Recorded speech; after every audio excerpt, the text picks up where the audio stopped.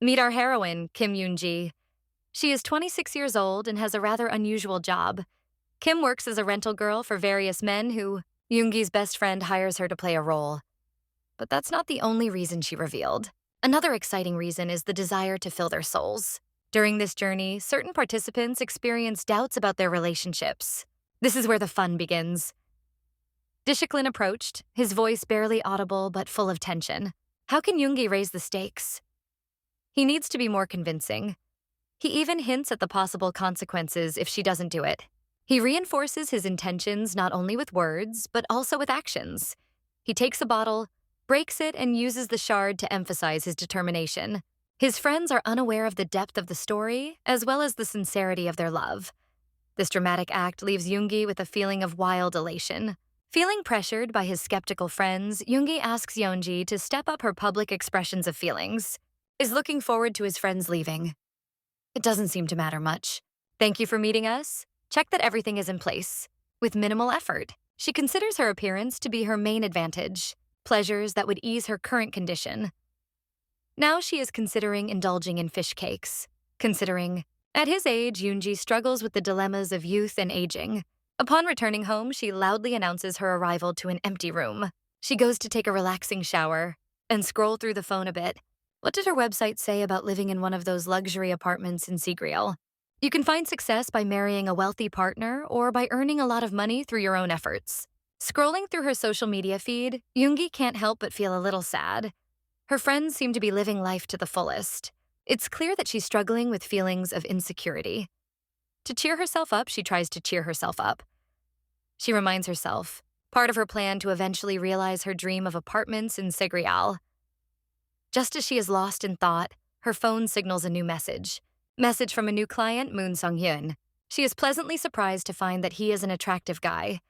However, she has been through a lot and is well aware that luck. She believes that if an attractive person is really good, then there must be something more behind the situation when that guy is looking for a girl for rent. She starts a conversation with Sang-hyun. After exchanging a few lines, they found a common ground and finally decided to continue communicating. A few days have passed, and it's time for the big date. Delicious dishes and bites are waiting on the table. She prepares to meet her new client, Moon Seong-hyun. They finally meet in person. She is pleasantly surprised. He looks even better up close. He seems like a simple person who prefers brevity. This also applies to Sun-hyun. He gently reminds her of their plan. Today, they are to portray a couple. Then he gets behind the wheel and takes them to their destination. Along the way, Yinji begins to recognize familiar places. That they were heading to the Sigriel apartments, a place she had always dreamed of. Curiosity gets the better of her, and she casually asks if they are heading to a restaurant in... She remarks on how luxurious the restaurant is, but it doesn't impress him, hinting at his wealth. Surprisingly, he knows everything about it, even the location, which catches him by surprise. It gives her goosebumps. Finally, they arrive at a restaurant where a woman greets them, who begins to question Sung-yeon about their relationship. He brought a new girl, despite her requests not to, explaining that he was following her orders because she herself wanted him to bring a new girl. To prove his point, Sung-kyang takes Yoonji's hand and declares her the love of his life, the one he truly cares about. Strangely, Yoonji feels some warmth, perhaps from the touch, even though she understands that she shouldn't have such feelings for the client. It turns out that this woman is actually Sun Young-x's ex-girlfriend, adding unexpected intrigue to the evening. Everything that happened leaves Yoonji completely speechless. It's too much for her, so she decides to quickly disappear. She is hurrying down the corridor. Her thoughts are restless, about his current situation in Sigriel apartments. It's like a pinch-yourself moment because it's hard to believe she's actually in this building. But that's where things start to pick up. Accidentally bumps into another girl on the road. Even more impressive is that this girl recognizes her. 130th floor. Impressive, isn't it? As it turns out, Youngji knows this place in out because she lived there, until last year. Her thoughts instantly flash back to her school years when she lived a life of luxury. The girl she encountered starts asking about Luna, wondering where she's been. Yenji is pretty sure that the girl explains that her family ran away. Inji changed her phone number, disappeared from social media, and a whole year has already passed. Unfortunately, we have not yet been able to return to the Sigriel apartments. Having easily rejected the offer, he quickly disappears from the scene. She went over to let him know that time was up, but seeing him so broken, she couldn't just leave. An unusual sight for her is a man overcome with tears. Concern makes her ask how he is feeling, trying to encourage him by saying that he will definitely find someone better.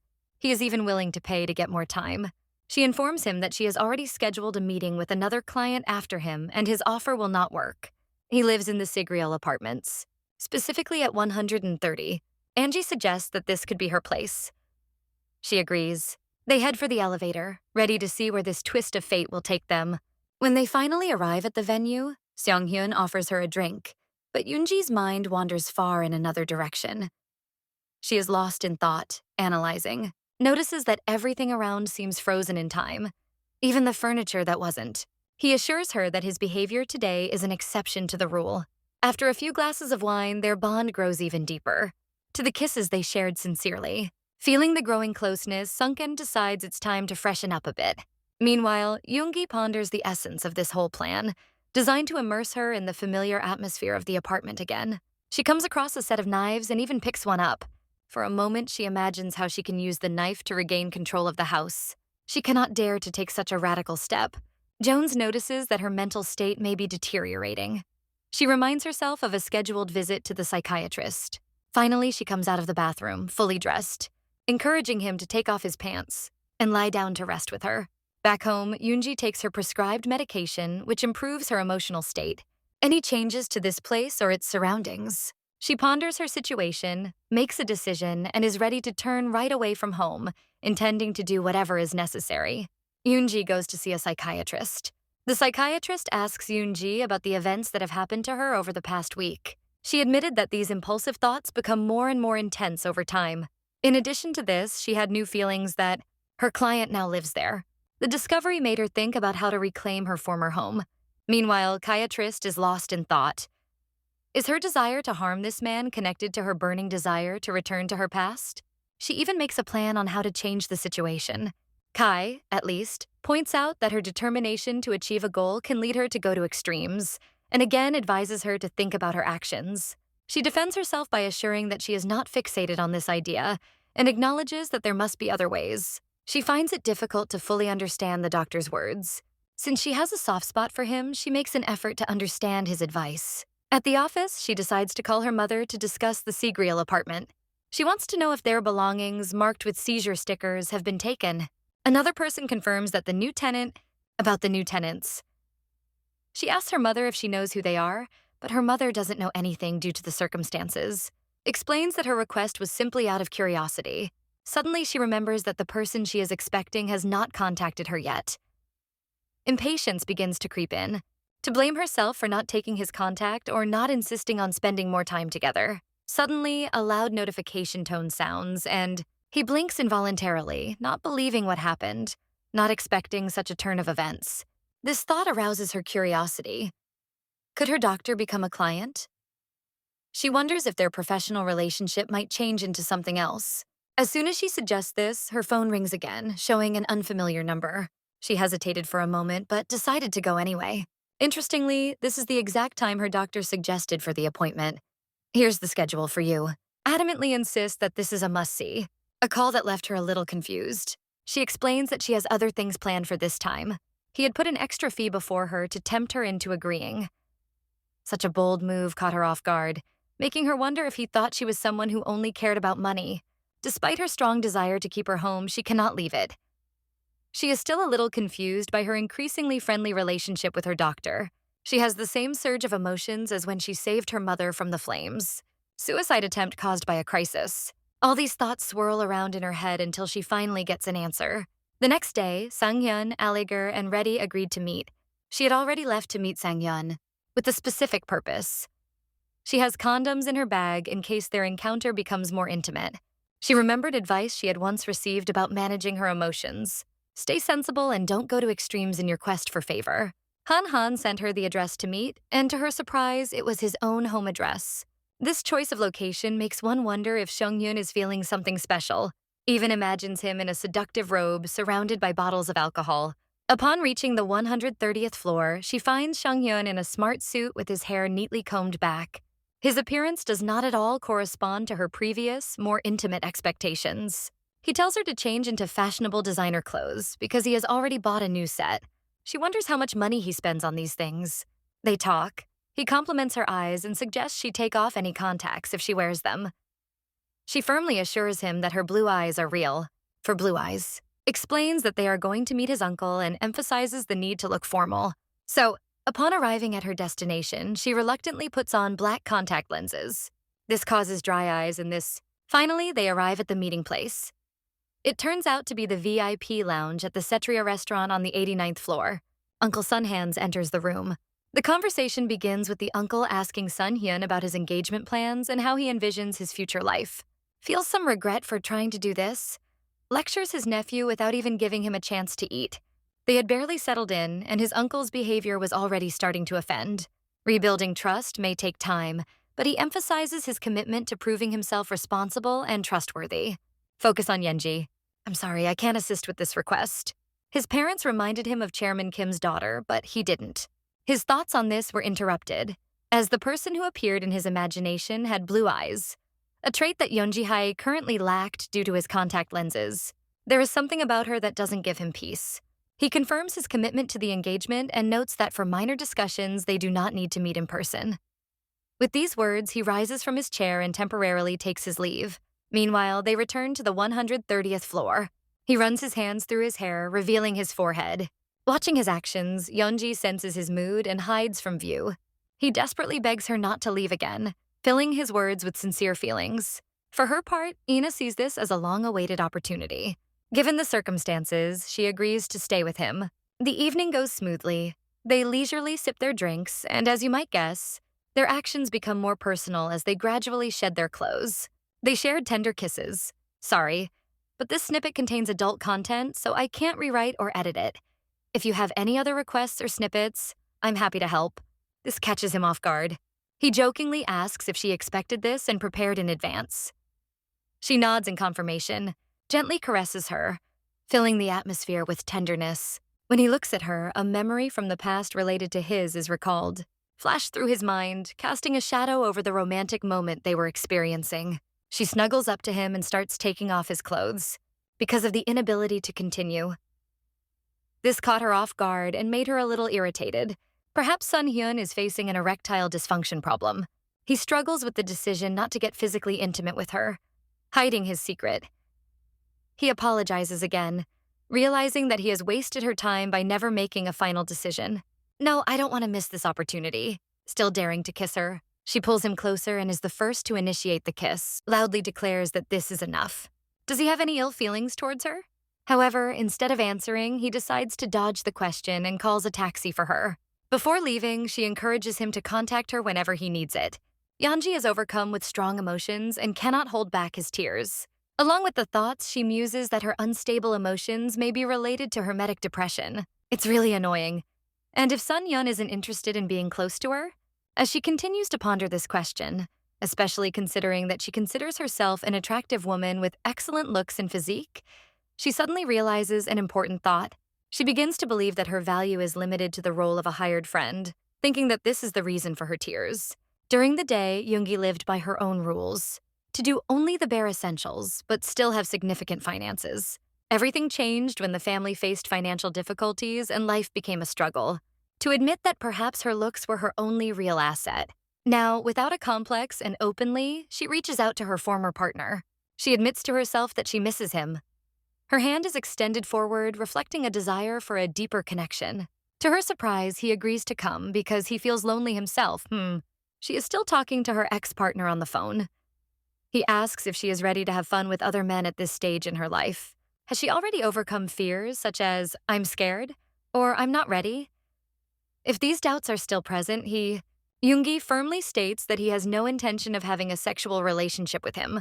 He strongly suggests that she return to the psychiatric clinic, which she seems to consider special, and undergo further treatment. His current behavior is rooted in unresolved issues between them. She recalls how she rejected his advances towards the end of their relationship, which led to heated arguments and ultimately led to a breakup.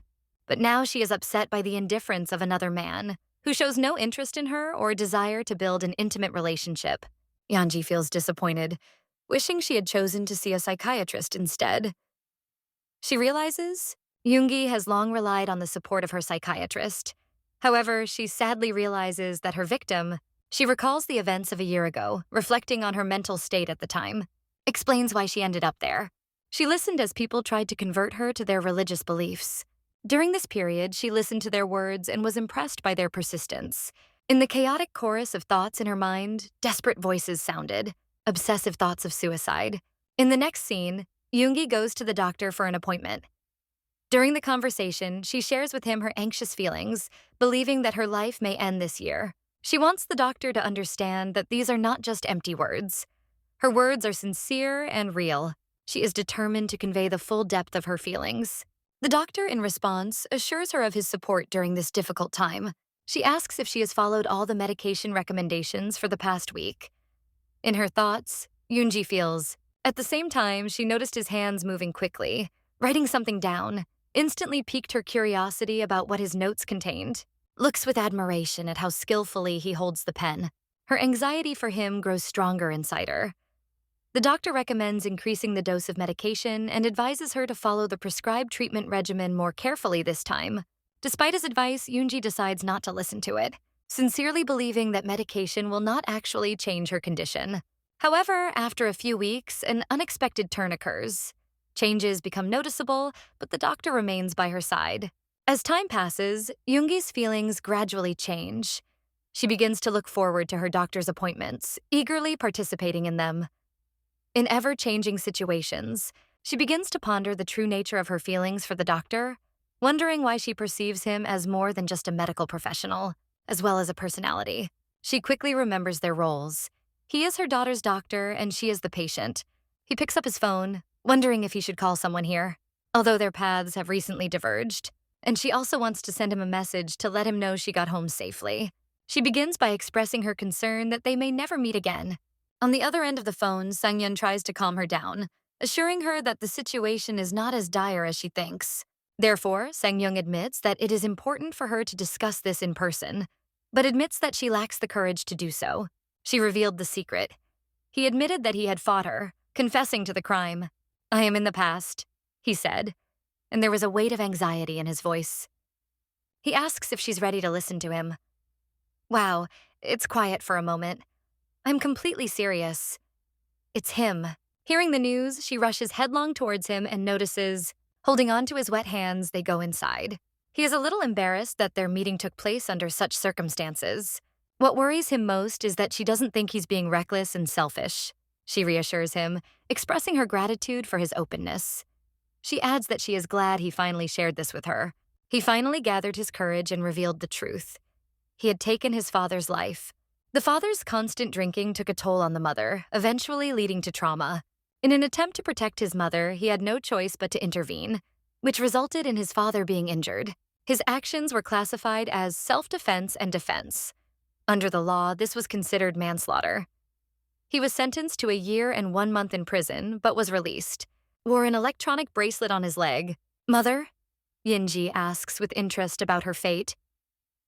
Unfortunately, the shocking news that his father had caused her serious harm, after which she had passed away.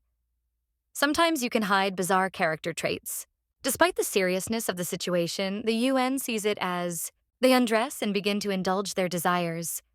He pauses to make sure she agrees to continue, showing respect. Luna admits that this is her real name, under the influence of the incredible pleasure that envelops her.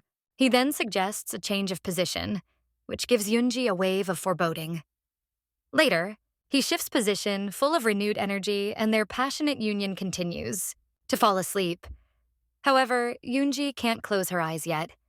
She keeps replaying the events she just experienced in her head over and over again. His steps are getting closer and closer, and his thoughts are interrupted.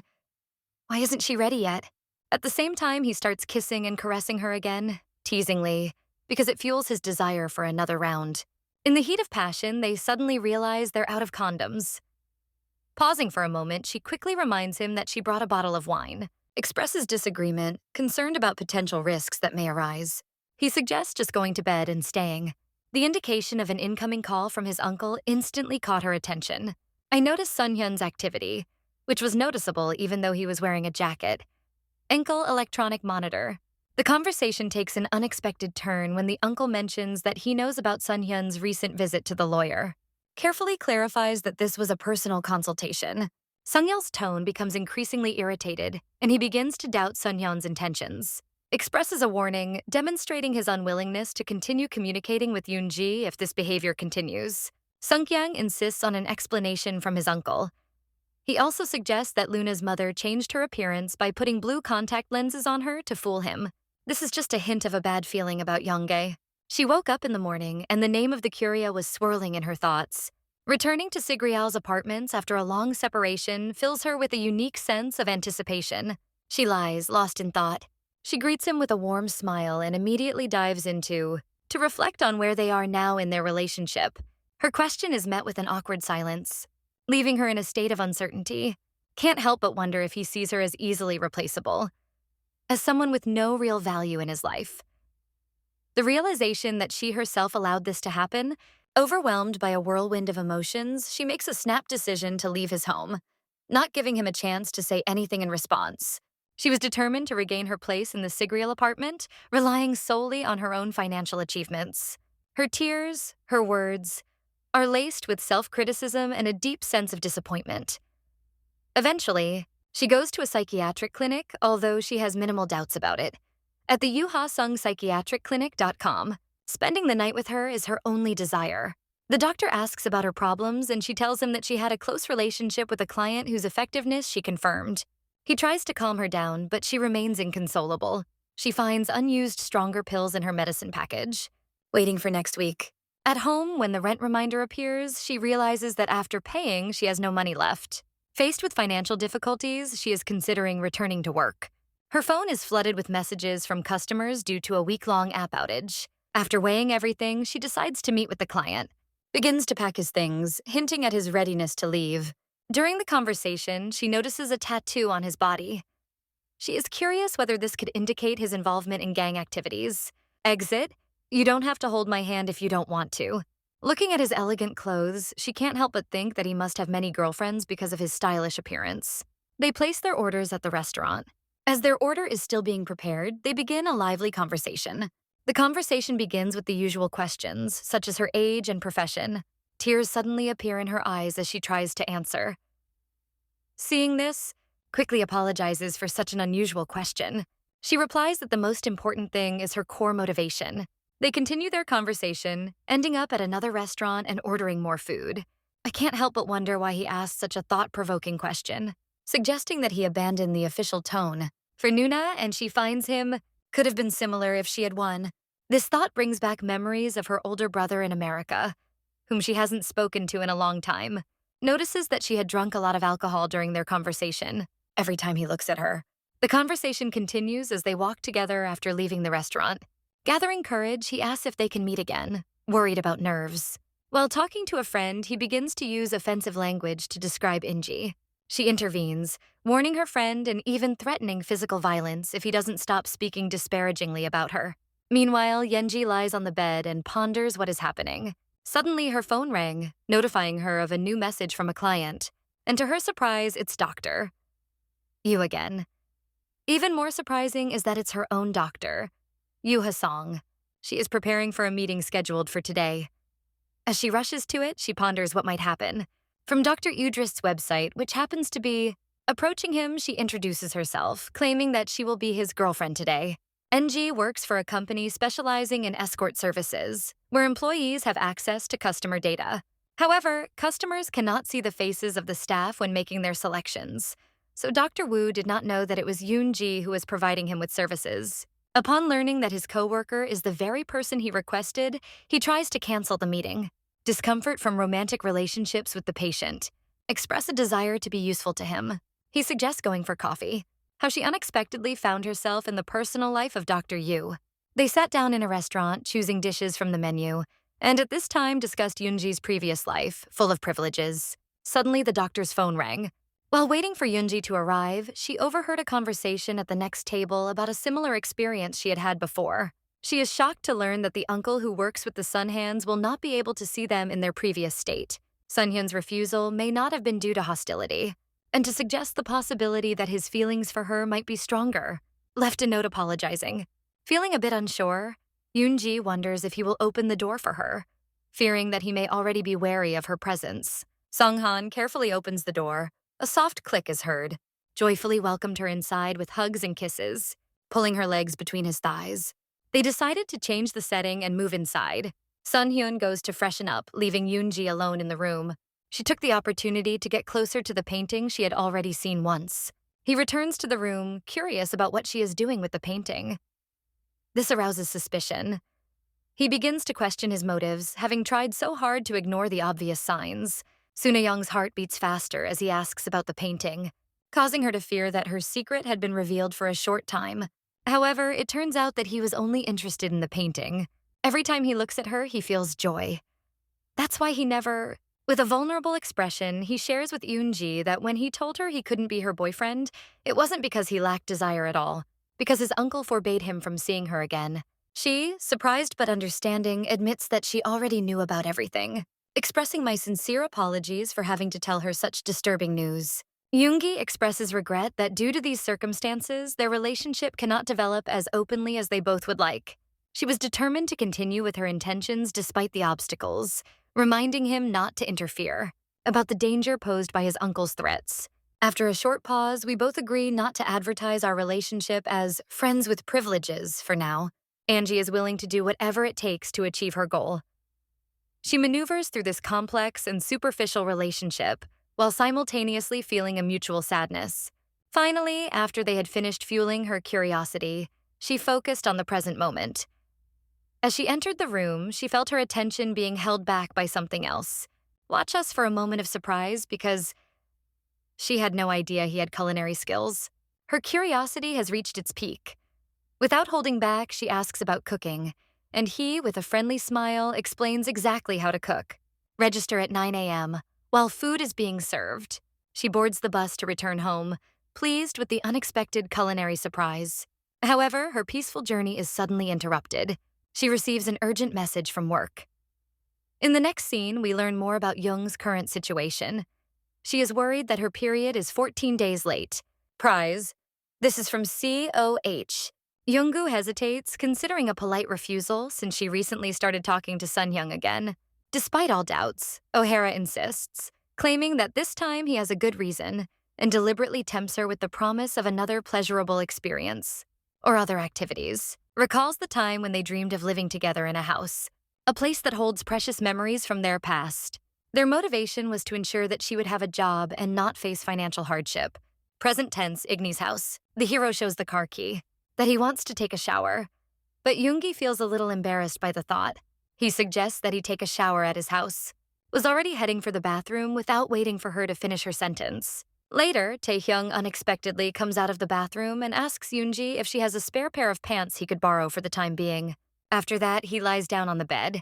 Taegan notes that he avoids getting close to girls who are already in relationships. Take her hand, pulling her closer to you. He asks her about her current relationship. Then, unexpectedly, Taehyung takes a bold step and tries to initiate a close relationship. He looks at her in a penetrating way, his gaze filled with intent. Despite this, Yenji and Dutu, with persistence and determination, gently but surely reject his attempts to get closer. It is clear that she has no desire to enter into a romantic relationship with him. If she still avoids entering into a romantic relationship, asking her if she is currently in a relationship with someone else, responds decisively and confidently, assuring him that she is actually in a serious relationship with someone much better than him, noting that her current partner lives in the prestigious serial apartments. Unmoved by her response, he voices his opinion, implying that Yoonji is stuck in the past, remembering the desire to try my hand at writing. He opens the creaking door and leaves, leaving Yoonji alone with her thoughts.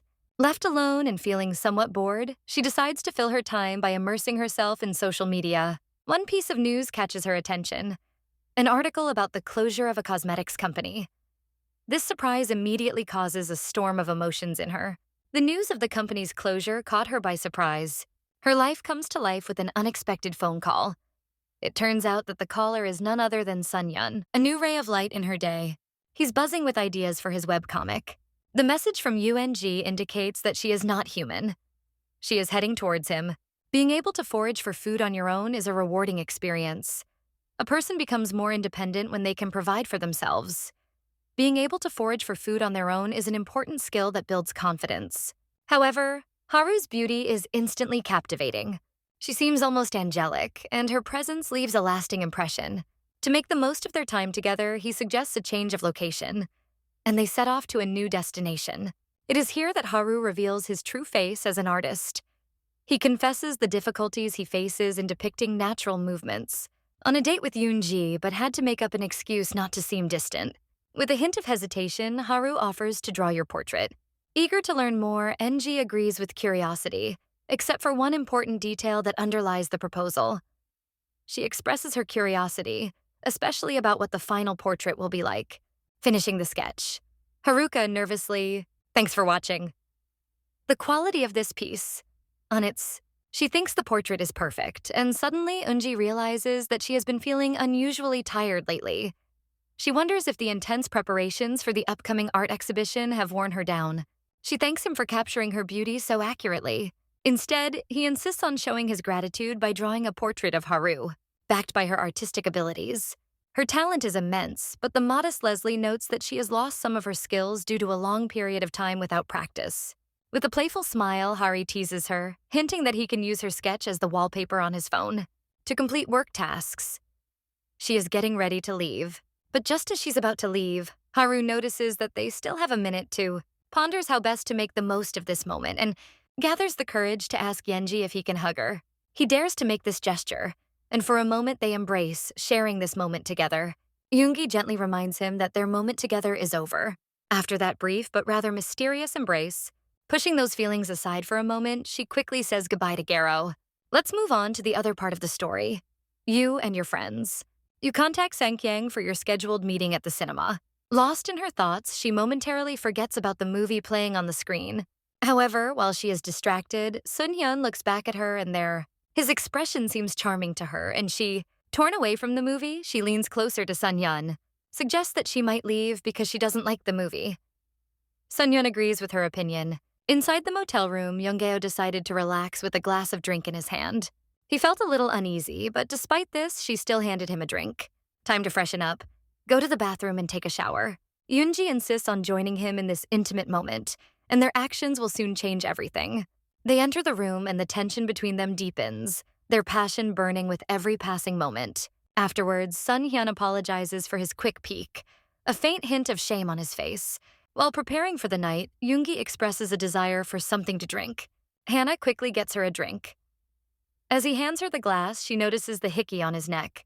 With a hint of hesitation in her voice, she hinted. Angie offers to use her cosmetics to help in. When choosing her cosmetics, Seungyeon pays attention to the brand.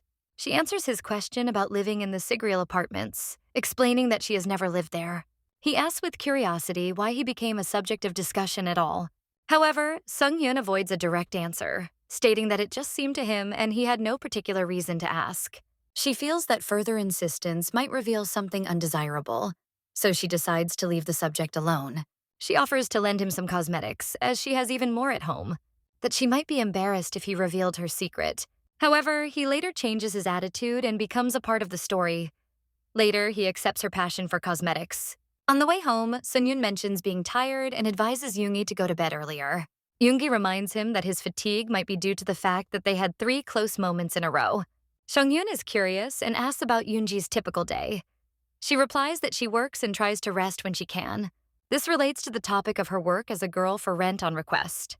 Categorically refuses, revealing his financial difficulties, and technology places a social stigma on human rights. Despite this, she notes that she feels cornered by the lack of better job alternatives. Seungyeon thinks this shows that she values him more than herself, starts to walk home but stops and turns back. Sorry, but I can't translate this text as it seems incomplete. Please provide more context or the following snippet for processing. He was almost exploding from the tension of his emotions. The next day at work, Sun-hyun enjoys the attention of his colleagues, thanks to his fair and flexible management style. Although he has been criticized for his privileged background, his impressive performance as vice president has silenced many skeptics. In his office, Collagen informs him of a scheduled meeting with the chairman. At her uncle's, full of anticipation. This is a cosmetics brand that is based on just one product. That his anxiety about the situation is unfounded. Uncle arrives at the office. First, he is informed that Sun-hyun is in a meeting. After a while, and with the decision made by Sun Yun's grandfather, finding it absurd that he opposes the appointment of someone he considers a murderer as vice president, Sun Yun calmly tells his uncle that he is happy with his current situation and refuses to accept the presidency. He explains that their conversation, the uncle ponders his sinister plan to remove all obstacles in his path, even if it means confronting his own father. In the conversation, it turned out that it was the uncle who was responsible for Song Yun's murder, and somehow managed to frame him for this crime. Yoonji has a doctor's appointment today, and she feels anxious since it's her first trip to the doctor after the awkward encounter with him during their previous meeting. Interestingly, the doctor doesn't seem upset at all. He reassures her that everything is fine, and she must have had a good reason for what she did. He admits that he felt awkward going to the cafe with her because, as her psychiatrist, it was inappropriate. She is a little confused by his answer, but continues to listen attentively. Admit that you made a mistake by trying to buy an emotional connection with money. At first, Yoongi takes this as a criticism of her work. He encourages her, noting that she has enormous potential and is still young enough to do anything she wants. About his motives, Yoongi asked. That's why he had sought the services of a rental girl in the first place. Elle wants to see his son's wedding while there's still time, which is why he hired a girl to take the wedding photos. Feeling guilty for leaving suddenly during their last meeting, she offers to help him take photos together. She emphasizes that this offer is not related to work. She just genuinely likes him as a person. You thank Yoonji for her suggestion and ask for some time to think about it. Yoonji readily agrees, and he thanks her again before scheduling the next meeting. At the same time, she is looking forward to the doctor starting to like her more. Suddenly, at first she was a little confused by her new feelings for him. Calls a rude customer she dealt with recently, just after she explained that Huang compliments her all the time, even when he thinks she's too pretty for him. The main suspicion is raised when she claims not to know Huang, accusing her of lying. He continues to pester her until Haru walks by. Sorry, but your request seems to lack context. Please clarify whether you only need to translate and improve the provided fragment without context, or whether it is possible to provide a fuller version of the text for correct adaptation. Sorry, but the snippet is short and lacking key details, making it difficult to adapt correctly. Perhaps there is a possibility to provide additional context or previous and subsequent snippets for more precise work. She was grateful to Hari for coming to her aid. He was a little embarrassed, but without hesitation, he mentioned the academy nearby. He recently admitted that he was studying the art of creating webtoons there. Have a smoke together in a cozy cafe. In a cafe. They are having a conversation, moving on to the topic of college education. Angie asks about Haru's dreams, prompting him to answer. About his aspirations to become a webtoon artist. He talks about himself, in particular about his decision to go against his parents' wishes to prepare for a career as a webtoon artist for 2 years, but does not draw any conclusions. If he turned to her for inspiration, he quickly apologizes, assuring her that he didn't mean to offend her. She reassures him, noting that, as you delve deeper into Haru's story and the webtoon, you'll see even more of this in the next issue. To help him create a draft, Haru tells Yoongi that the webtoon has a 19+ rating. She looks at him in surprise. Meanwhile, the horrors in her head tell her that she is choosing the most pleasant words just to cheer him up. But how could he explain to her that this was an adult scene involving an elf and a demon lord? Feeling uncomfortable, she thinks it would be better not to offer her help. She advises him that if it's too embarrassing for him, he can draw on her writings, because she already has an idea for a story. He hopes she doesn't look down on webtoons, because making up a story is a really difficult task. She assures him that it's not true. Then she asks if he wants to see the story she's sketched out on her phone and hands him her gadget. He is shocked, because he did not expect such a turn of events at all. And he has been working on this for 2 years. She promises him that she will refine it so that it is suitable for a webcomic. She asks for his phone number to give her personal number, and says that if they are destined to work together, they should know each other's numbers. Haruka still can't believe she gave him her number. She thinks there's no reason to be upset. He wonders if it could turn into a short-lived romance. Perhaps a relationship. And eventually, he might draw a webcomic about his dreams. Yoonji feels great and hopes that she will now be able to earn a living without becoming a call girl. Reflecting on this, she recalls how it all began with being hired to be a guest at a wedding. One day, the head of a recruitment company asked her to try out as a rental girl because she was very pretty. She agreed to this new offer. Her ex, Taehyung, said. However, she reminds herself not to dwell on the negative and considers calling Sang-hyun. She explains that she is reaching out to him so that he can be the first to know the news. She mentions that she's been honing her story writing skills for a while now. She tells him that she's thinking about writing a story for a webtoon, and this time she's serious. Surprised by the news, he asks if this means she won't have to work at the girls' rental anymore, to which she confirms it does. He responds with even more enthusiasm than Yoongi could have imagined. They suggest they celebrate the occasion, and she agrees. He then asks if she needs any writing materials. He asks if she can work in the office. She admits that she only asked because she wants to be closer to Segriel, but he falls silent. She expresses surprise at his positive response, and he assures her that he sincerely wants her to become a writer. He also wants to see her work later. After the call, she admits to herself that everything is going so smoothly that it's alarming. She even starts to wonder if something bad is going to happen. That day, she heads to Sikriel to meet Sang-hyun. He admits that this time he can't help himself before talking to her. She brings a bottle of wine with her, not wanting to come empty-handed. Suddenly, she remembers that she still hasn't picked up her purse from his house and says she plans to do so today. They agreed to meet in the lobby and then go upstairs together. But unexpectedly, he calls out her name. He asks if that is the bottle of wine she is holding and offers to help her carry it. As they head towards his apartment, someone suddenly calls out her name. She hasn't heard that name since she was a child. She turns around and sees his old friend, Suin. But before Yoongi can answer, Suin interrupts and tells Yoongi that she doesn't live here anymore. She asks why her friend continues to stay here.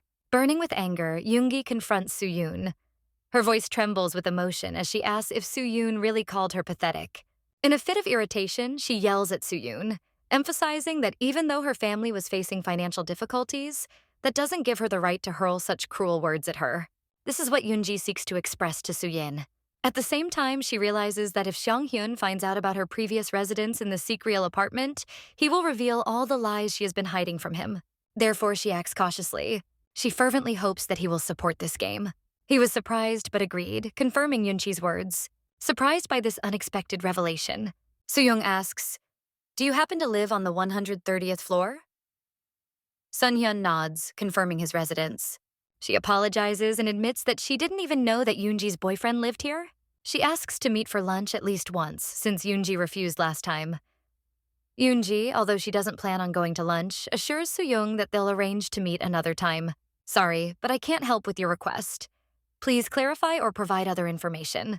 And Soo-yi and walks away. Yoongi, reflecting on the meeting, realizes that this is not the first time Soo-young has shown hostility towards her. Perhaps Soo-yoon has been waiting for a chance to show her position in this situation. Besides, Yoongi feels that the residents of the house will soon start gossiping about her because of this interaction with Soo-yoon. If this turns out to be true, her ability to visit Sun-hun's house frequently could be significantly limited. Sun-hun asks if they should go upstairs to talk, and she agrees. As she climbs the stairs, she thinks about what to say and how to explain herself. He asks how she is doing. He then asks if it's true that she lived in the Sigriel apartments before moving in. She immediately denies it. She says that Soo-yoon is her school friend, and many of her friends used to live in these hidden apartments, so she often went there. She adds that she later moved away and no longer visited the area. Sun-hyung seems to believe her, but asks if it's really bad to visit a friend. He still thinks Soo-yoon shouldn't have said that, trying to help. "For your accommodation in the Sikriel apartments complex," asking her to inform her friend that she now lives here. He reminds her that he let her use his office. However, she looks quite surprised and starts to fidget awkwardly. Looking at the card, she wonders how long it has been since she dared to touch it again. She is sure that her mother and older brother are still going through a difficult time. As soon as she remembers Sun-hyun, her eyes fill with tears, and he hugs her, trying to calm her down. She later woke up in his bed, realizing she had fallen asleep from tears. He approaches the bed and asks if she is comfortable in her clothes. She suggests that he take off her clothes for her, while he undresses her. He notices that she also has a rope and asks why she needs it, instead of answering the question, and ties his hands with rope, informs him that he is going to blindfold him. Angie blindfolds him, starts kissing him, and it turns into a more passionate moment. While they continue their escape, Yoonji whispers his name, begging for release inside her, contemplating the uncertainty of her relationship with Sang-gun. However, he seems to disagree with this, and therefore stands up sharply after hearing what he has to say. He asks with interest why she made such a proposal. When they finish, they both lie down next to each other on the bed. Yoonji jokingly hints that she will tie him up tighter next time so he can't escape. To which Sun Hyun replies that he likes her games. Examining the scars from the rope he was tied with, he admits that it tied him up really tightly. As he pulls out his wallet, he hears her voice from the bathroom. She asks where he keeps his towels. He reaches into his wallet to put everything back together neatly. He stands up, looking a little confused, holding the protection he found in her purse. It turns out that these are the very ones she deliberately pierced when they first met. Sung-hyun, filled with worry, asks Yoonji if she plans to use protection. However, he insists on the truth. She had no choice but to feign innocence, aware that the situation might seem suspicious to outsiders. With uncertainty in her voice, she begins to confess that her ex-boyfriend is trying to force her into an unwanted pregnancy, and she was on the verge of giving in. However, when she found the contraceptives, she hid them in her bag and ran away. She shudders at the thought of what might have happened if she had given in. Sang-hyun can't believe how horrible her ex turned out to be. Young emphasizes that this was one of the main reasons for their breakup. She cannot understand how he could enter into an unprotected relationship with someone he didn't even want. She calls him a scoundrel. Seong-hyun doesn't look away from her. She insists that he listen carefully because they need to understand who Yoonji is and why she started working as a maid for rent. He asks if she keeps in touch with her ex. She firmly replies that she doesn't, adding, "How can you even communicate with someone like that?" However, she hesitates, realizing the consequences of another deception and the difficulty of restoring trust after such an act. She tries to steer the conversation away from her ex-boyfriend because it's causing her stress. She is going to show him her work, which she has downloaded to her disk. He seriously wonders who will be doing the art part. She replies that her friend has agreed to help, politely invites him to sit down at the end of the day. Sang-hyun enthusiastically admits that he likes it and finds it enjoyable. He's sure that when she adapts it into a comic book, it will turn out even better. Wanting to adapt her work to his tastes, she asks what webtoons he likes. In a slightly ironic tone, Yoongi jokes that she should have known he wasn't one to read webtoons and was just being polite. But he insists that's not true, and mentions that his friend also aspires to be a webtoon author. She laughs and says she's just kidding. He jokingly winks at her to stop teasing him. He decided not to increase her feelings about this. He realizes it's not her fault. Amidst the hissing sounds from the kitchen, Haru finally excuses herself to go to the bathroom. Sang-hyun's reaction reveals mixed feelings. He's not sure if he should be happy, since his ankle bracelet was scheduled to be removed today. Yoongi looks at him, still not believing that he could have taken someone's life, because he doesn't look like a murderer at all. However, she recalls moments when she herself considered using a knife as a weapon, although she never put such impulses into practice. In this context, Sunhyun's actions seem surprisingly impressive to her. They eventually head to the car, and Sunhyun offers to take Yoon Ji-hoon. He realizes that he has been driving for over 30 minutes, but senses a suspicious presence trying to pursue them. He stops abruptly, and this leads to a collision. The man who is chasing him gets out of the car and offers to exchange information for insurance, demanding to know who hired him to watch him and placing particular emphasis on whether it was his uncle's handiwork. He hastily apologizes, explaining that he is only carrying out an errand. Sun Hyun persistently asks when the surveillance began and what specific places he monitored, starting with N2. The man admits that he started following him from the moment he left the house that morning. Meanwhile, Yoongi lies helplessly on the floor, her body covered in bloodstains. In the chaos as people scream for help, she is badly injured. At this moment, Sunhyun remembers his uncle's terrifying threat.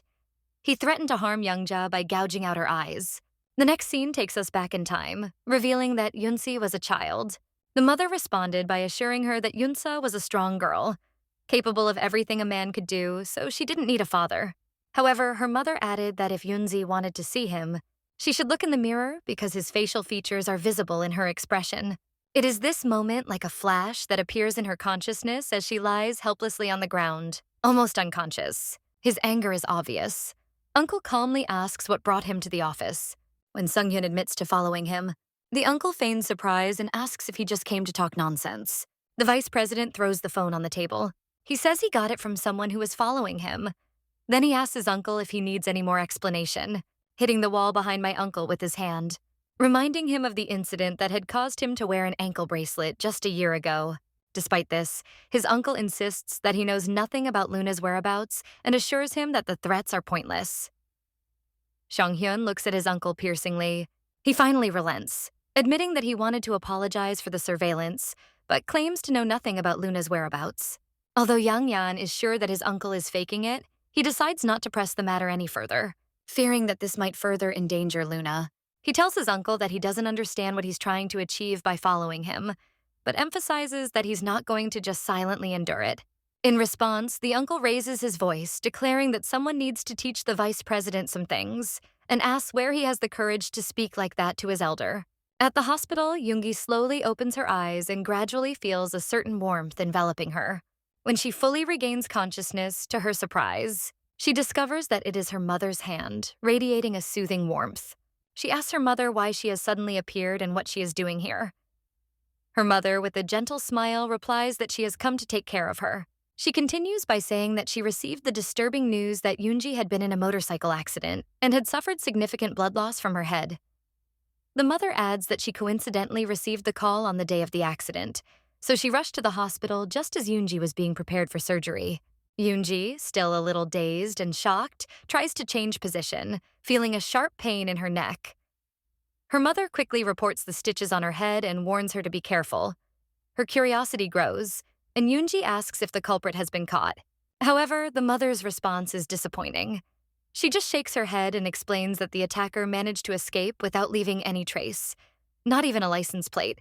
However, before the mother can finish her thought, she is overcome with emotion, and tears roll down her cheeks. To cheer up her mother, Yoongi reassures her, saying that she shouldn't worry because the hospital costs will be covered by her insurance. Seeking to distract herself from her sad thoughts, Yoonji's mother begins to ask her daughter how the past week has been.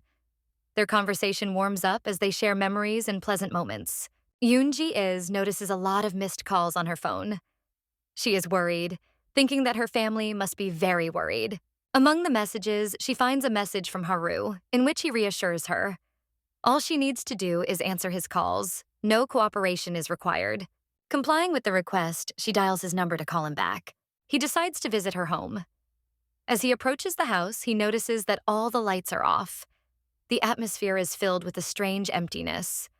Sunhan's disappointment grows as he realizes that he should have insisted on getting more information from his uncle about Luna's whereabouts. Realizing that this could be his opportunity to learn more, he tries to get her attention. Sang-yeon expresses concern about Luna's disappearance and asks if Shiyun might know anything about her whereabouts. Shiyun hesitates before answering, confessing that she and Luna stopped talking over a year ago. They last met at an apartment in the Sikiril complex. She jokingly remarks that Luna seems obsessed with the 130th floor, as if she has specifically seduced one of the residents of that floor. Sung-hyun, irritated, demands an explanation for her words, and Soo-yeon quickly apologizes if she inadvertently offended him. Learn more about Luna's obsession with the 130th floor. Soo-ying explains that Luna's frequent visits to this floor have attracted a lot of attention. She mentions that Luna used to live there before the vice president moved in, hinting at a connection that could be the key to Yoonji's mysterious circumstances. He gets in his car and makes a call, asking the caller to investigate who previously lived on the 130th floor of Sigrail Apartments. Please get this information as soon as possible. Meanwhile, Haru just finds out about Yoongi's car accident. While talking to her, he expresses concern about not being able to reach her on the phone, and he asks which hospital she is in so he can visit her. She replies that she will be discharged soon and suggests meeting up afterwards. Before the conversation ends, Haru admits that he missed her. This makes her wonder why he speaks in such a sweet voice. She jokingly asks him not to exaggerate and promises that they will meet as soon as she is free. She also says that she recently rented a studio and intends to take up writing seriously. She adds that she has already prepared a draft of her new story. Looking at her phone, she wonders if something has happened to Sang-hyun, since he hasn't responded in days. She decides she should visit Sikriel's apartment as soon as she's discharged. The receptionist gives Yoongi and her mother some disappointing news. Yoongi's health care will not be covered by insurance due to non-payment of premiums.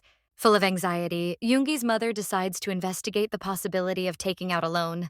However, Yoongi, who promised not to return to her previous job as a girlfriend for rent, is embarrassed to ask her mother for financial help.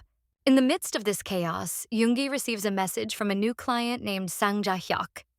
He offers a hefty sum, 5 times her usual rate for a same-day appointment. They agree to meet and get to know each other before departure. Although the financial reward for working in the evening is generous, it cannot eliminate the feeling of restlessness. They reach their destination, and Yoongi began reading a book to Sang Ja-hyuk. She hesitantly asks if this story helps him sleep, but he offers an alternative. He says they can try something else if she feels better that way. But suddenly she is faced with a shocking discovery. Her reward will depend on her performance throughout the evening. Yoongi leaves the hotel, lost in thought about why Sang-hyun isn't responding to her messages and whether she should visit him. Suddenly, a message comes from Sang-hyun, arguing with her. She rushes to his house, but upon entering, she is struck by the unusual darkness in his house. Feeling guilty for her long absence, she begins to explain a recent incident. But suddenly, her words are cut off abruptly. He ordered her to open it. She quickly turns the pages. She finds photos from her recent client meeting on the Jae-hyuk platform. Surprised, she tries to explain the situation. But Song-hyun accuses her of constant misunderstandings, doubts whether he was mistaken in thinking that she once lived on the 130th floor of the Sigriel apartments. Yoongi, about to make up a new lie, suddenly stops. Sorry, your request contains text that is difficult to understand. Please check it and resubmit. In the frame, Yenji stumbles and barely stays on her feet.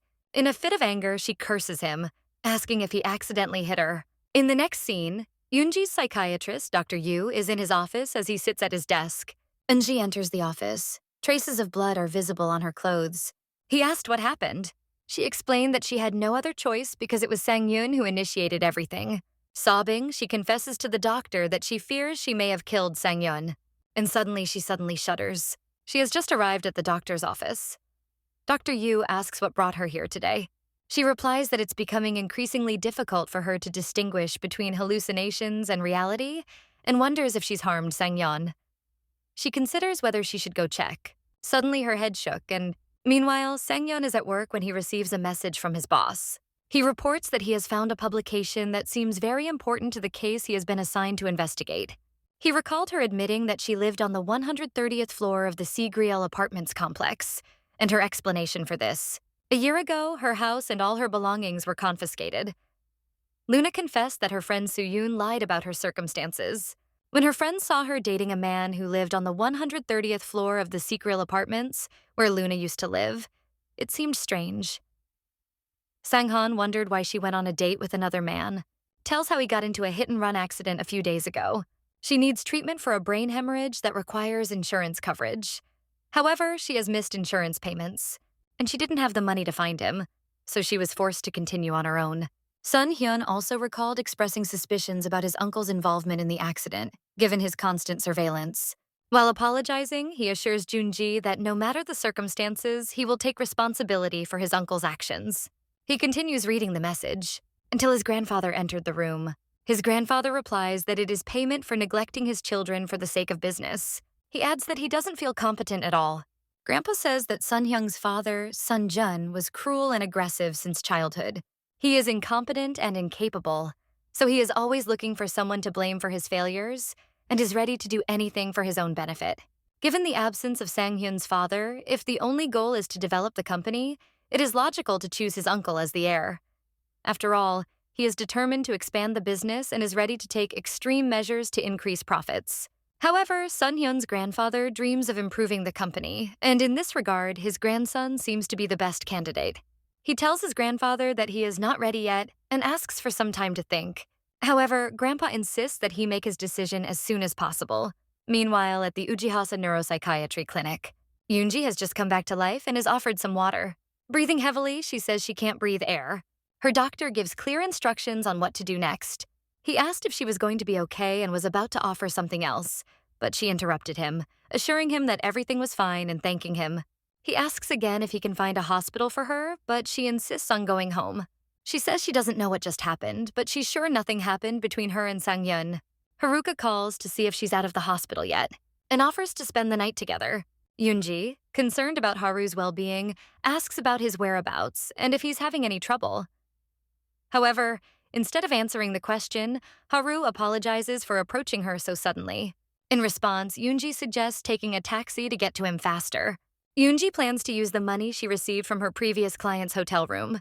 Although she can't help but recall the events leading up to receiving his money, it's important to emphasize that she had no intention of doing anything wrong.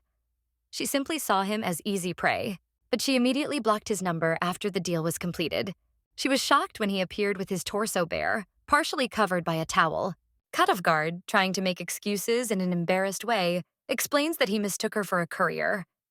He didn't expect her to come so quickly, as she usually takes a long time to get ready. Thanks to Yangi's reassurances, he could dress at his own pace. He begins to share the current difficulties he is facing in his life. However, Horowitz admits that his family gave him an ultimatum to return home. They also believe that his lack of artistic talent is preventing him from achieving success. He understands that these words are meant to spur him on to greater effort, but he still feels disappointed, not understanding why they affect him so deeply. She recalls once facing the threat of dismissal due to unfounded criticism caused by false accusations, which was directed against her mother's business, which ultimately led to the latter's death. This experience shattered her self-image as a strong and optimistic person, prompting her to realize that her resilience was a result of circumstances and not a true reflection of her character. He advises Haru to stop criticizing himself and reminds him that it took a lot of courage to leave home to pursue his dream. She emphasizes that family should be supportive, not burdening him with insults during a difficult time when he is struggling to get his webcomic published. Young quickly realizes that she has drunk too much alcohol and is now feeling dizzy. She falls heavily onto the bed. Almost immediately, Haru enters the room and sees her lying on the bed. He offers to call her a taxi, but she insists that she just wants to stay the night at his place. She is sure that he will not try to take advantage of the situation because he is a true gentleman. Hearing this, he reminds her that he is also a man. She jokingly pulls him closer, calling him cute.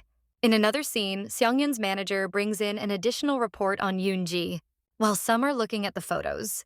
Notices that these are photos from an event in honor of the 12th anniversary of the Remer Company. He suddenly realizes that she is the daughter of the CEO of Remer. Sunyeon is in deep shock, mainly because Remorse's decline can be attributed solely to Innocence, which incidentally is his family's company. We found out about this about a year ago. His father suggested the idea of starting a cosmetics company. We decided to call it Innocence to convey an image of safety and purity. During the meeting with his father, Seunghyun couldn't help but ask why there was a sudden interest in expanding their beauty business. His uncle suddenly burst into the room. I'm sure this place was not at all suitable for his son Hyun, who retained a childish nature. However, his father insisted that Hyun was old enough to be interested in the company's activities. Well, to tarnish Remorse's reputation, Sun Hyun's father and uncle put in a lot of effort, even hiring TV hosts. They continued to delve into strategic plans for expanding the beauty business, leaving Sang Hyun with only one thing to do: listen carefully. He finally gathered his courage to ask them questions about their actions. His father dismissed it, saying that his son was too young to understand, but that in time he would realize everything. Recently, Sun Hyun realized that he not only took the 130th floor of the Seagriel building from Luna, but also took over her mother's company, thereby disrupting her previously happy family life. He considers himself an accomplice. Meanwhile, at Haru's house, they continue to enjoy their intimacy. He seemed completely absorbed in the moment. Suddenly, she begins to tremble and squeezes his hand tightly.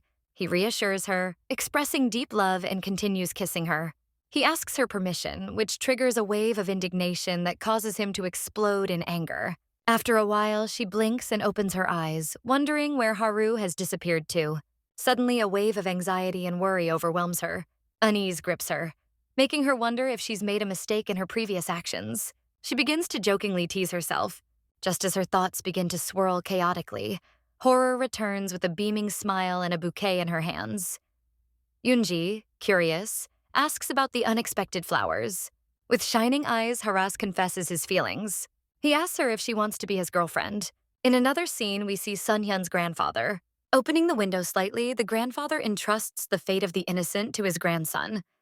And then, in an unexpected and dramatic turn of events, he jumps out the window. Everyone is gathered waiting for the chairman of the board to appear to officially start the event. Suddenly, a man burst into the room with sad news. The chairman of the council jumped from the roof and an extraordinary event occurred. However, Seunghyun's uncle seems strangely pleased with what happened. In addition, in the New Testament, he is designated as the heir who will inherit the family inheritance and innocence. This shocking discovery weighs heavily on his conscience, completely smashing objects around him. He vows not to let this happen again, but the mystery of his possible involvement in these events remains unsolved. We move on to the moment when Sun Hyun's grandfather's funeral takes place. There is uncertainty in the air among the guests. Did the CEO really jump from the roof of the company's office? Was it suicide? Tears roll down his cheeks as he vehemently denies the possibility that his grandfather could have committed suicide. Suddenly, the silence is broken when the police arrive to arrest him. making him the prime suspect in the murder case. The policeman shows a document left by Chairman Moon Ju-yong, his grandfather. The document seems to imply that Sang-hyun threatened the chairman to appoint him as vice chairman. Angry and desperate, Sang-hyun insists on his innocence, claiming he was framed. The policeman denies it, reminding him that Sang-hyun already has a criminal record for killing his father, and now his grandfather died under similar circumstances. He even hints that the purpose of killing his grandfather was to seize control of the company. In the midst of a heated argument, Sang-hyun's thoughts race. Remembering my grandfather's warning about a possible threat from my uncle, desperate to clear his name, Sang-hyun asks for access to his phone to make a call. The officer, wary of possible evidence tampering or accomplices, hesitates. Sun-hyung then asks how long his detention will last, to which the police officer replies that it depends on when he confesses to why he threatened and killed the heads. Determined to prove his innocence and get justice for his grandfather, Seong-hyun ponders his next move. Meanwhile, at Haru's house, he has just confessed his feelings to Yoon-ji. Meanwhile, she ponders the future of her relationship with Sun-hyung. Although she has deep feelings for Haru, being around him gives her a sense of peace and comfort. After a short, thoughtful silence, she thanks him for the flowers. Meanwhile, Haru apologizes for the unexpected confession, noting that he understands her hesitation. Deep down, Yoon-ji ponders the possible consequences of her relationship with Sang-hyun, her role as a rental girl, her therapy sessions, and her motherly expectations if she decides to be with Haru. He talks about his dream of becoming a famous webtoon author, to be the guy she can rely on. His sincere feelings, desire to be by her side, and promise to persevere towards this goal highlight his seriousness. She mentions that she made some edits to the dialogue on page 5 of episode 5 and assures Haru that she will send them immediately. In response, Haru gently reminds her that just an hour ago they were already eating triangular kimbap and ramen in glasses together. Yoonji insists that it wasn't enough to satisfy her hunger. Concerned, he asks if she's stressed. Haru admits that they're preparing for an open exhibition, but emphasizes that taking care of her health must come first. In response, Yoongi reassures him, saying that she doesn't feel stressed at all and is genuinely enjoying their creative pursuits. She also admits that this job brings her much more satisfaction than her previous job as a contract girl. She takes out her phone, opens your cycle tracking app, and the door to Sun-hyun's apartment creaks open. Has he arrived yet? Exhausted, he falls weakly onto the sofa. He involuntarily wonders if it has really been almost a month since his grandfather's funeral. All his energy was directed towards assisting the police investigation. Now he has to stay home until the trial begins. This restriction means he can no longer leave his home. As he ponders, Sung-hyun realizes that he hasn't contacted Luna since the tragic incident.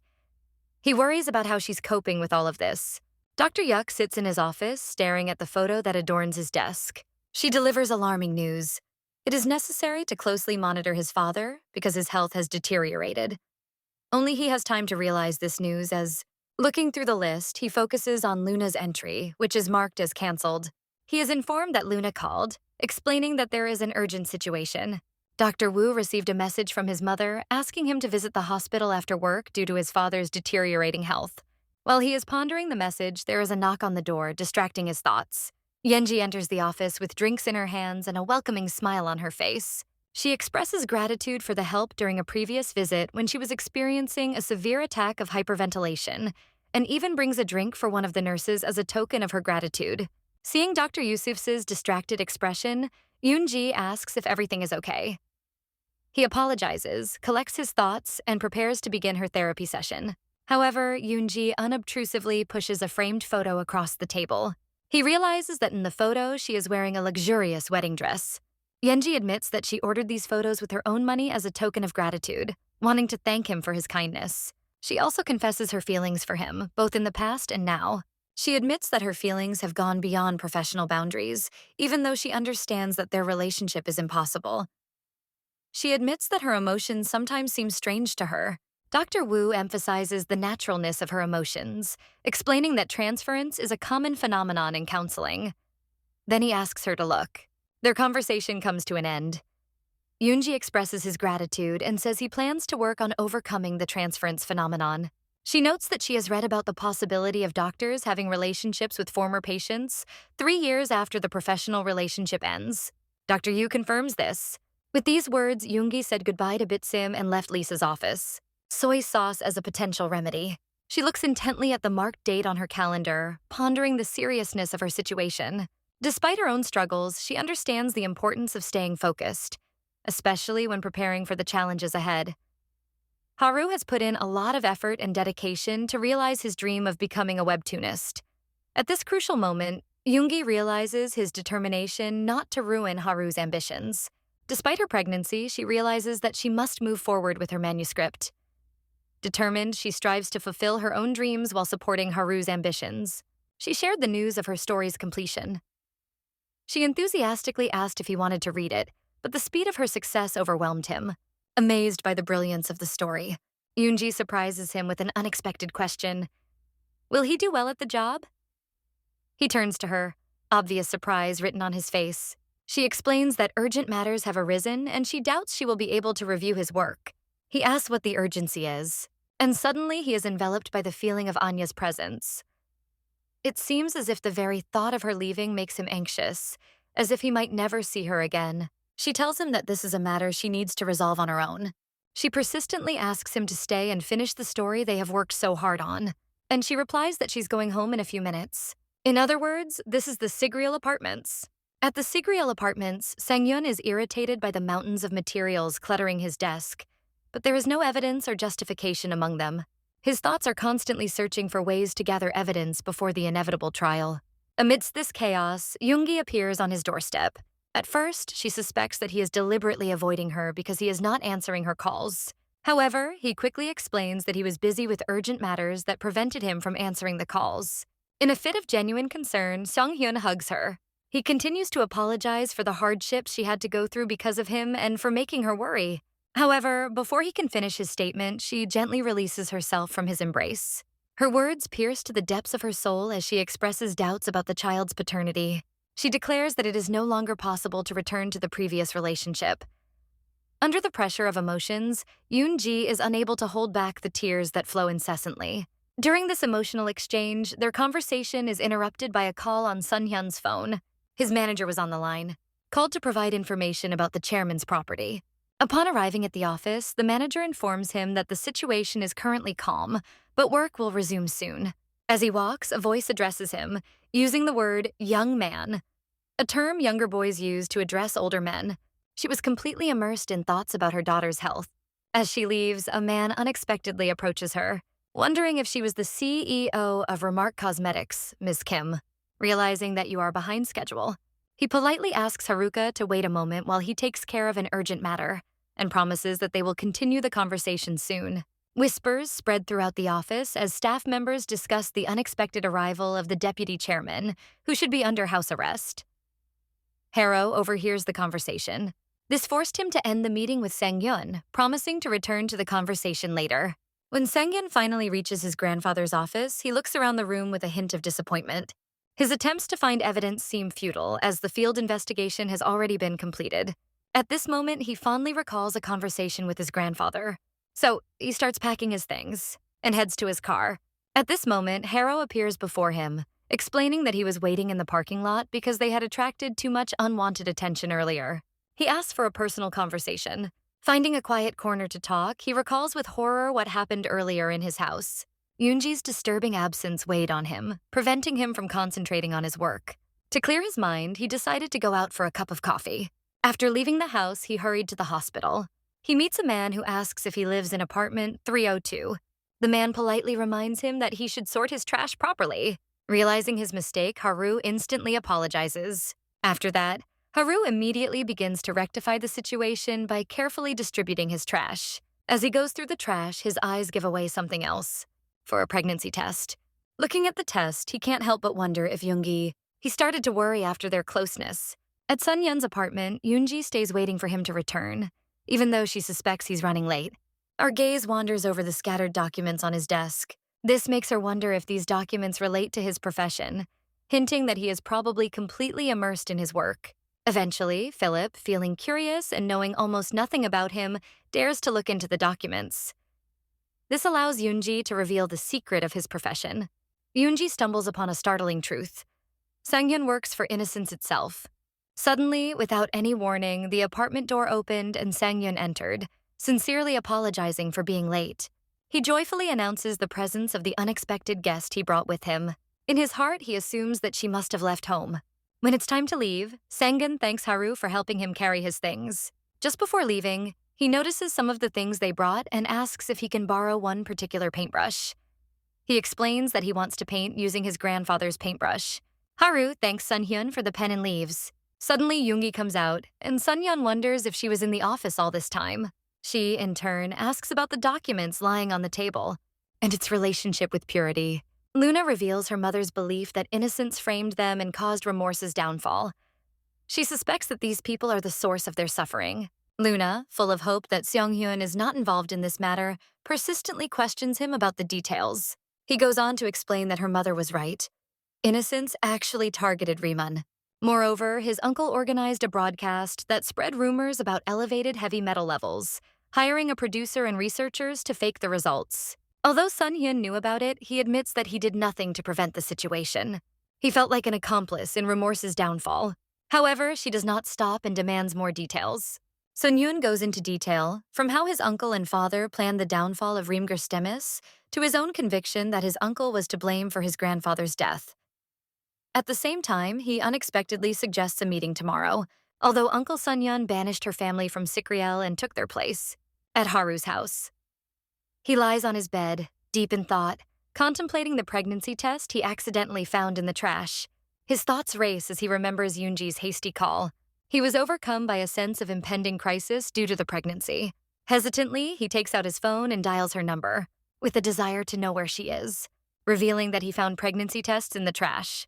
Yoongi's instant denial of his involvement. This causes an unexpected wave of relief to wash over him.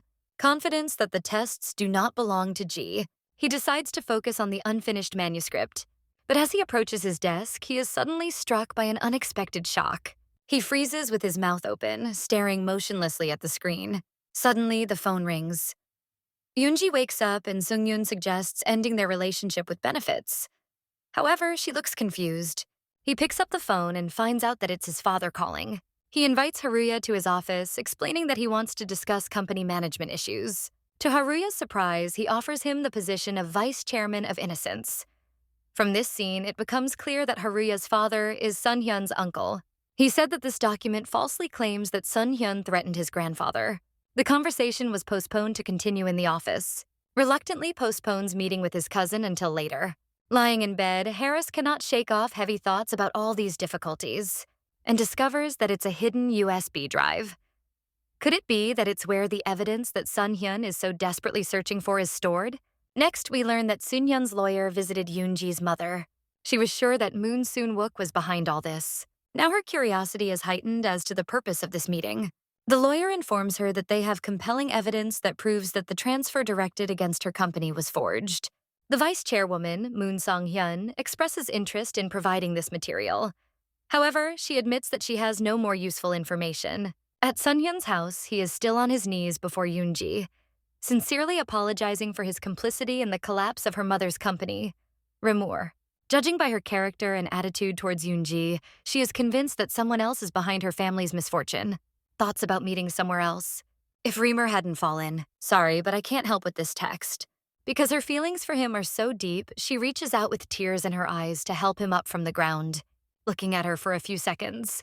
Her son, Han, reciprocates her feelings, admitting that he harbors the same deep love for her. This confession turns into a passionate moment that the two of them share. Later, as Yoonji slept peacefully, Seong-hyun watched her closely, gently stroking her hair. This gesture finally woke her from her sleep. Meanwhile, Haru is at home, completely immersed in trying to solve the mystery of the pen he recently found. It dawns on him that it is a conversation recording device. He cannot help but notice that the recorded dialogue was between his grandfather and his father. When Luna's mother had a relationship with Sun-hyun's uncle, he couldn't help but laugh, finding her idea laughable. It seemed as if he never approved of her achievements, as if he couldn't find joy in them. It seemed like his only wish was for her to stay home and focus on raising the children. His ultimate goal was to marry her. Their relationship eventually ended on one fateful day. Lin's mother told this story to the lawyer who arrived on Sun-hyun's behalf. She shared with the lawyer her suspicions that Moon Seong-wook may have faked the broadcast and stolen trade secrets from Remur to help the innocent. The lawyer notes that Moon Seong-hyun is in a similar situation and really needs her cooperation if she has any information that could help them. She declares her willingness to help in any way she can, despite her strong dislike for the president. However, she suggests that the surveillance camera in the vice president's office may have captured something important. She gives the lawyer the password to the surveillance cameras. She accepted that her relationship with Reimer was over, and no amount of her actions could change that situation. She is determined to never get involved with someone like Seong-wook again. Just as she is about to leave, he delivers shocking news. Her daughter is romantically involved with the vice president. Suddenly, Sun-hyun's phone rings. It's Haru on the line, and he's about to share some very important information. Haru informs Sun-hyun that the seemingly ordinary pen he brought home turns out to be a miniature recording device. And even more excitingly, it contains a recording that may have been made before their grandfather's tragic jump. Haru suspects that this newfound evidence could be the key to proving Sung-hyun's innocence at his upcoming trial. Without hesitation, Haru sends him his address and insists that they meet immediately. Believing in the importance of this conversation, Sang-hyun arrives at the indicated location. He immediately asks about the mysterious pen and seeks confirmation of the terrible news related to an important phone call. As if discovering a treasure, Haru removes the cap of the pen and reveals a hidden flash drive. He says that their grandfather secretly recorded his father during these tense conflicts, just at that moment when Sun-hyun suggests listening to the recording. With a sense of impatience in the air, Haru dares to ask a question that has been bothering him for some time. He points to the girl in Sun-hyun's profile picture and asks directly if she is his girlfriend. Sun-hyun confirms without hesitation that it is her. Events take an unexpected turn. Karas reacts instantly and sharply when the pen falls from his hands. The pen shattered into pieces, and the tension in the air became palpable. Then Haru insistently asks his cousin if his girlfriend is pregnant. Again, Sun-hyun confirms, although he seems a little surprised that Haru knows such intimate details. However, Haru firmly insists that the child is his. Rora confesses that he is responsible for the pregnancy she is having. Sorry, but I need the Ukrainian text to help improve it. Can you provide the fragment that needs changes? Should never be revealed to the world. On the way to the apartment, he ponders how to lure Sang-hyun out of the house, considering that he is under house arrest and probably won't leave.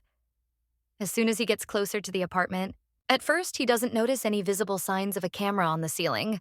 The tense countdown makes him consider removing the hard drive and destroying the evidence. Suddenly, Yoongi steps out of the shadows, holding a knife, breaking the president's concentration. At Baguette Sung-hyun's house, as his uncle continues to search the house, Yoon-ji appears behind him, clutching the knife tightly.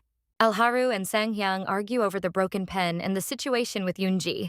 At this moment, many thoughts and options are running through Sang-hyang's head. Therefore, he raises the broken handle, says that Yoongi informed him that the child might not be his.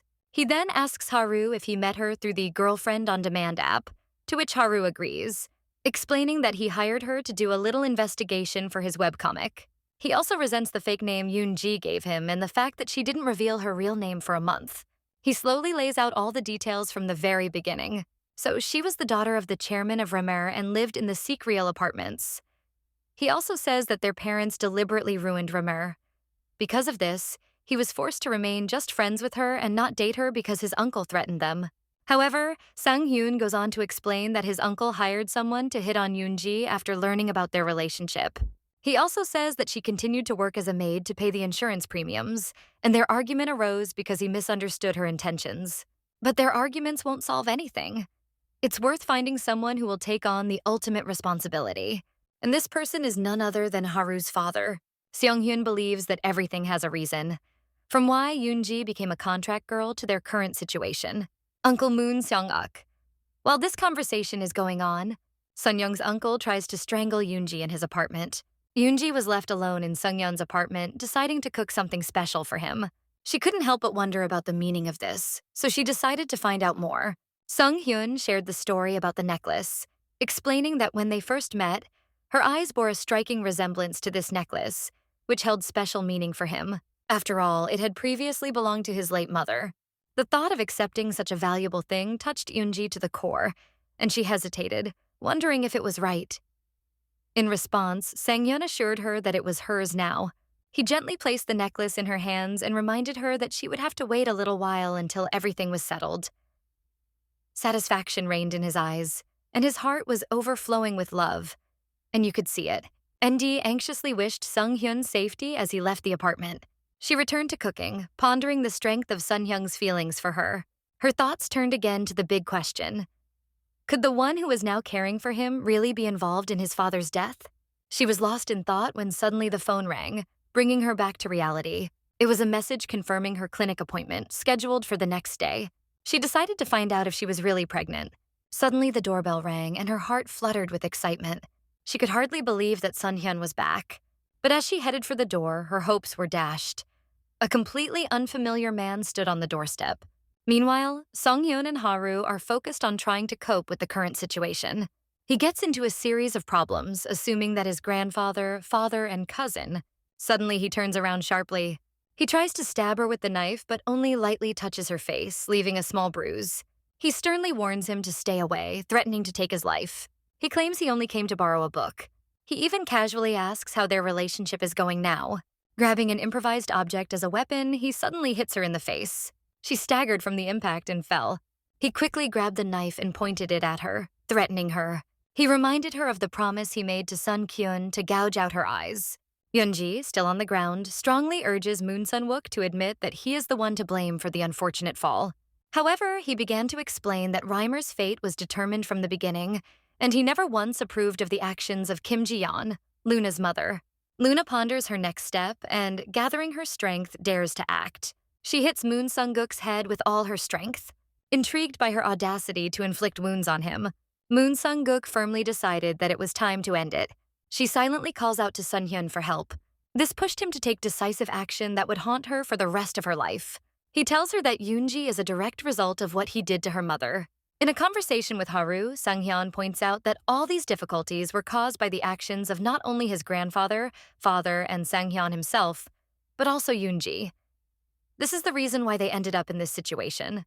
Garu, clearly agitated, questions Sang Hyun's right to speak when he himself made a mistake by insisting that he can't be with Yoonji. However, Sang Kong Lee immediately denies it, claiming that it is Haru who has no right. He explains that after learning about the connection between Rimor and innocence, he tried to take responsibility. He even decided to explain the situation and apologize to Yoonji. Furthermore, he made efforts to find a solution. It seemed like Haru was only concerned with himself, not even trying to understand Yoonji better. But Horace's discontent grows, and he suggests that the Lunami chose his cousin only because of his wealth and status as vice chairman of the Council of the Innocents. One of the panelists disagrees with this idea and provides a compelling explanation. This question deprives Haru of the ability to speak. As Sang Hyun said, he continues to think about everything that happened. His suspicions about his uncle's involvement in his grandfather's death have been confirmed. He can't help but regret that the pen broke, because it could have become irrefutable evidence. With only 2 days left until the trial begins, he is contemplating what to do next. He remembers that when they first met, Luna's eyes were brown. Angie and Sunhan rise from their seats. Gradually, he loosens his grip on her neck and offers another option. He suggests that she join forces with him instead of Sun Hyun. He emphasizes that she would be the daughter of the innocent, unlike Reimer. Luna reflects on her chaotic life. She admits that she has wasted her time and energy working as a showgirl. Without much enthusiasm, she decides to play along, continuing, enjoying a simple 20,000 yen type. With that in mind, she asks if he can provide her with a return to her old life if she agrees to work with him.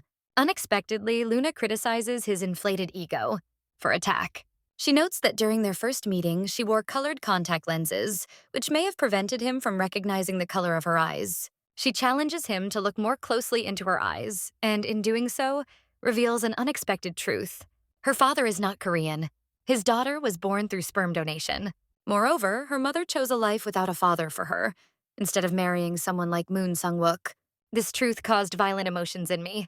He raises the knife, intending to stab her. However, Sun Hyun intervenes and gets stabbed. It looks like we're in for a lot of drama. Want to know what happens next? Leave a comment about Sun Hyun below. If you like these videos, don't forget to subscribe.